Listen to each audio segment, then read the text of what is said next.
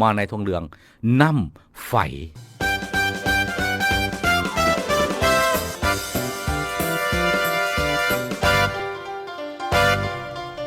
น้ำไฟมือได้มือดีใช่แล้วบุญเลิงน้ำสมุดหลังจากมาพ่อเชียวหักเชียวแพงเชียวเก่าเชียวเดิมเคยร่วมงานร่วมเวียกน้ำกันถามสารทุกสุก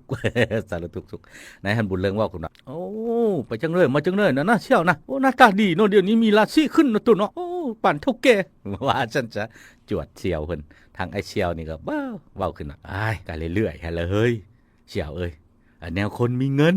ว้าวละขี้โม้อีกได้เชียวเพิ่นก็ได้บุญเลิงก็เลยเจาะเข้าไปว่าโอ้เฮาก็ว่านั่นแหละเบิ่งก็คือมีเงินนะเป็นจังได๋ฟืนไฟน้ำในเฮือนโตกันอยู่กันกินก็ดีขึ้นหลายเนาะว่าซั่นซะได้ยินจังซั่นไอ้เชียวนี่ก็เว้าขึ้นน่ะห้วยก็ดีหั่นแหละเฮ้ยน้ำถือก็ยังเปียกไผผ้าช็อตก็ยังตายคือเก่าหั่นแล้ว